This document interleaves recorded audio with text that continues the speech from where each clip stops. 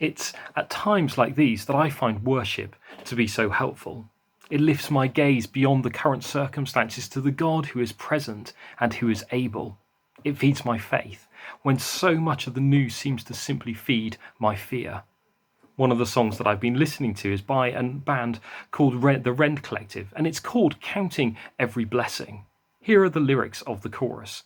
But before you turn off, please don't worry, I'm not going to sing. I am counting every blessing, counting every blessing, letting go and trusting when I cannot see. I am counting every blessing, counting every blessing. Surely every season you are good to me. Now, this song has been reminding me of the power of thanksgiving in our lives.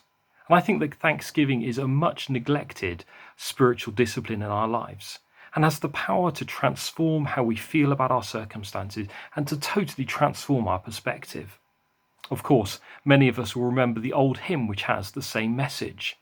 Count your blessings, name them one by one. Count your blessings, see what God hath done.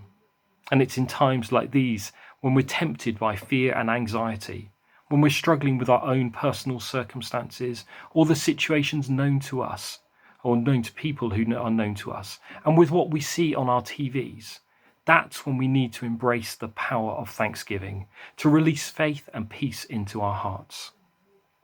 It's when our circumstances have the power to cause us to be fearful and anxious, that choosing to count our blessings, choosing to be thankful for the blessings that we can see, has the power to help us to trust God, to trust Him and His goodness to us, even when we don't yet see or don't understand what He's doing. Because in counting our blessings, we're acknowledging His goodness to us, recognizing all of the ways that He is and has been faithful to us, and reminding ourselves that God is still good and still faithful. And I believe that this is a powerful spiritual discipline to embrace in this season. And that's why Paul can write to the Philippian church, saying these words, "Rejoice in the Lord always." I will say it again, rejoice. He continues and says, "Do not be anxious about anything, but in every situation, by prayer and petition, with thanksgiving, present your requests to God. And the peace of God, which transcends all understanding, will guard your hearts and minds in Christ Jesus." Paul is saying that worship, prayer, and thanksgiving are a pathway to peace.